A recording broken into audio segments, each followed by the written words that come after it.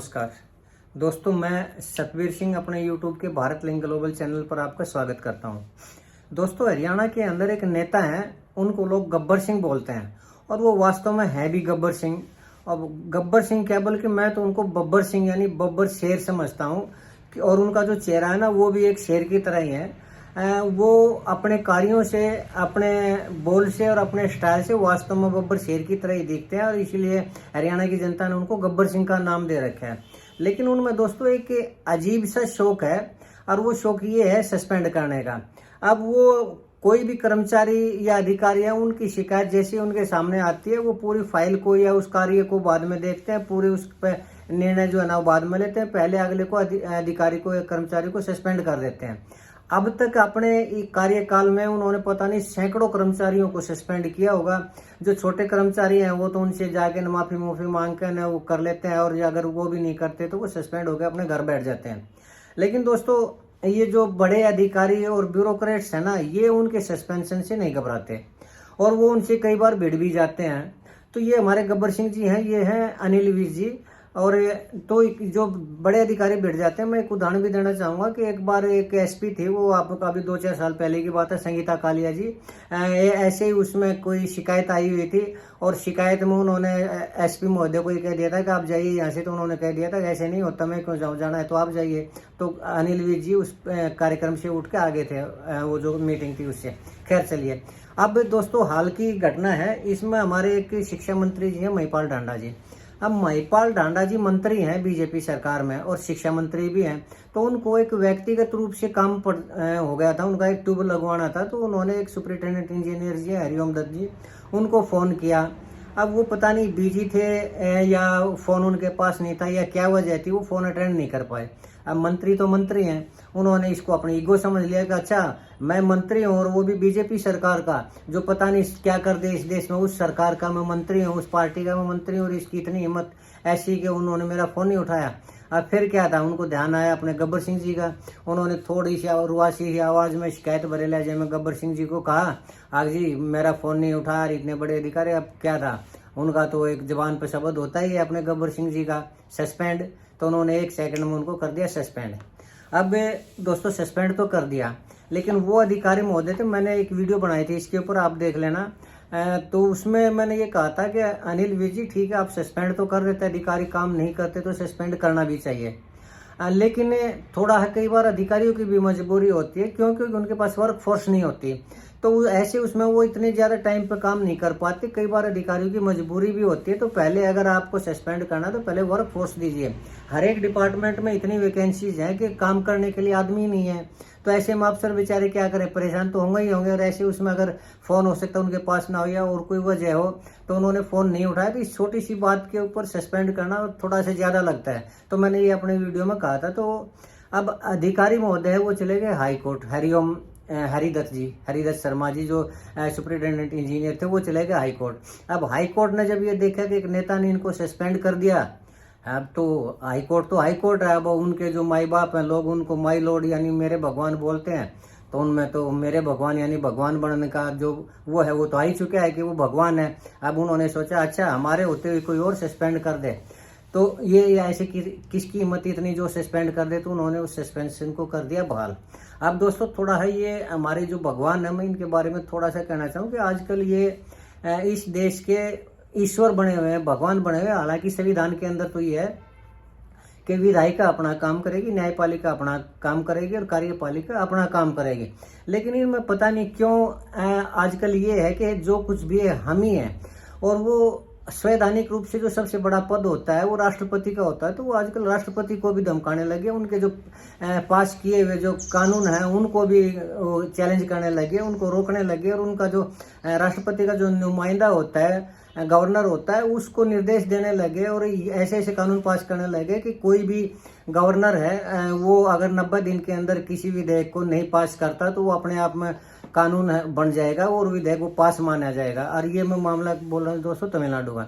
अब तमिलनाडु में जब उन्होंने जो अपना विधेयक वो किया था, भेजा था, तो वो कानून अगर अब 90 दिन के अंदर अपने आप ही वो कानून बन गया और वो लागू होगा। तो दोस्तों एक प्रॉब्लम और भी है कि कल को तमिलनाडु सरकार ये कानून पास कर लेगी अपने विधानसभा के अंदर कि हमने इस देश के साथ नहीं रहना, हमने हिंदुस्तान से अलग अपना एक स्वायत्त देश बनाना है, तो 90 दिन के अंदर वो गवर्नर के पास भेजेंगे, गवर्नर उसको राष्ट्रपति के पास भेजेगा और राष्ट्रपति महोदय उसको लौटा भी देंगे, तो फिर वापस वो उसके पास आएगा और 90 वो उसको रोकेंगे। अगर गवर्नर रोकेगा उसको तो 90 दिन के अंदर तो कानून बन जाएगा, यानी वो एक अलग देश बन जाएगा। अब हमारे देश के अंदर 28-30 राज्य हैं दोस्तों। अब एक तमिलनाडु अगर इस देश से अलग होगा, क्योंकि हमारे जो माई बाप हैं, हमारे जो भगवान है, उन्होंने कह दिया कि 90 दिन के अंदर अपने आप जो विधानसभा कानून पास करेगी वो कानून हो जाएगा। तो अगर तमिलनाडु अलग देश के रूप में अगर कानून पास कर लेगा तो कल को तमिलनाडु को छोड़कर जितनी भी हमारी स्टेट है वो भी पास कर लेंगी और गवर्नर इस चीज़ को रोक नहीं सकता। क्यों? क्योंकि हमारे जो भगवान है उन्होंने कहा है। तो इस देश के 28-30 टुकड़े यानी जितनी भी स्टेट है उतने टुकड़े हो ही जाएंगे और अलग अलग देश बन जाएंगे।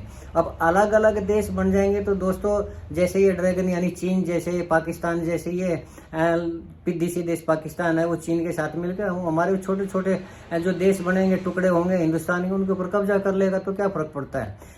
कब्जा ही करेगा ना। अगर हमारा माई बाप चीन होता है या फिर पाकिस्तान हमारा माई बाप होता है या अमेरिका हमारा माई बाप होता है तो क्या फर्क पड़ता है? अब आदेश तो आदेश है। अब उसके बाद जो उस आदेश का क्या अंजाम हो, कैसे अंजाम हो, इस चीज़ से फर्क थोड़ी पड़ता है। हमारे ये जो भगवान है इन्होंने कह दिया तो कह दिया।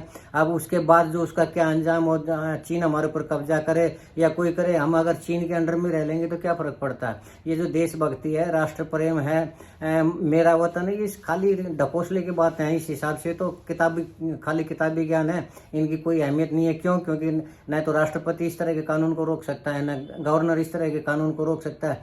और उसके बाद क्या होगा ये इस चीज़ की कल्पना कर सकते हैं। लेकिन हाँ, एक चीज़ दोस्तों मैं एक चीज़ कहना चाहूँगा कि एक इन जो ये हमारे भगवान है इनके बारे में हम कुछ कह नहीं सकते, नहीं तो उनकी अवमानना का केस दर्ज हो जाता है। तो इसलिए मैं अपने इन भगवानों से कहता हूँ, मैं माफ़ी मांगता हूँ इनसे कि बुरा मत मानिए, नाराज मत होइए प्रभु।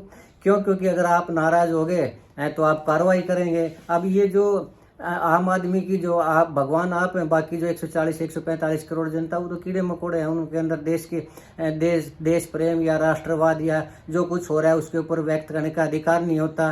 उनके ऊपर अगर कुछ भी वो कह नहीं सकते, उनको बोलने की आज़ादी नहीं है। अब ठीक है, जो आपने कर दिया वो कर दिया, तो सॉरी प्रभु, नाराज मत होना, मैं इस चीज़ के लिए माफ़ी मांगता हूँ। आप भगवान है और हम कीड़े मकोड़े हैं, हमारे अंदर कोई सोच नहीं है। खैर दोस्तों, चलिए तो अब बात मुद्दे की करते हैं दोस्तों।